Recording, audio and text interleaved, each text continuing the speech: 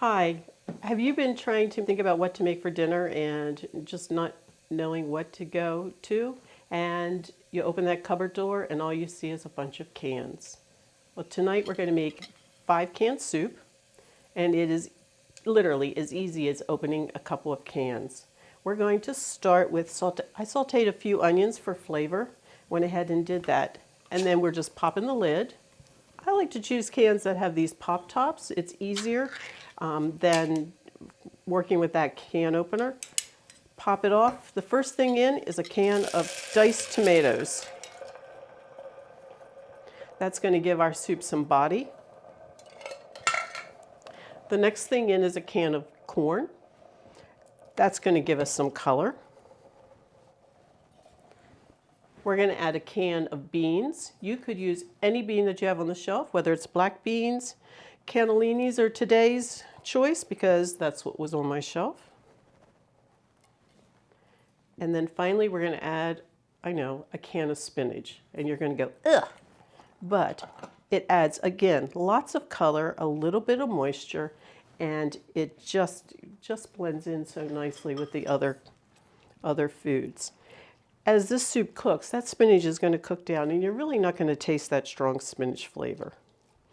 Going to blend these together, let them heat, and isn't that beautiful? Look at the different colors in there. It makes it really appealing. The juice from the tomatoes is adding some liquid to it. This is still pretty thick, so we're going to add 1 can of broth.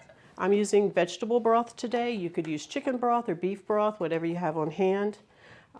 I like to use the box because I can open it, take out how much I need.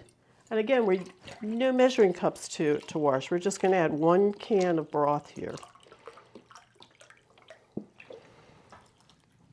I still have some broth. I can put the lid on, keep that in the fridge, and use it for another food item. You could also use bouillon and reconstitute that with 1 cube with a cup of water and use that for your broth instead. Those are good to have on your shelf because they will last longer in storage. But you also need to watch because they can be higher in sodium, especially if that's a concern for you. Vegetables, of course, are always important in our diet. We want to strive for 5 servings of fruits and vegetables each day. A cup or 2 of this soup and you're well on your way to getting the vegetables you need. Now we've got lots of flavor in the foods that we're using here, but we want to give it a little zip. You can add some salt and pepper, or you can add some garlic, either crushing your own or using garlic paste, which keeps in the fridge for a long time. I'm going to use, again, I found these paste and I love them because they stay in the fridge for a long time and they'll keep well.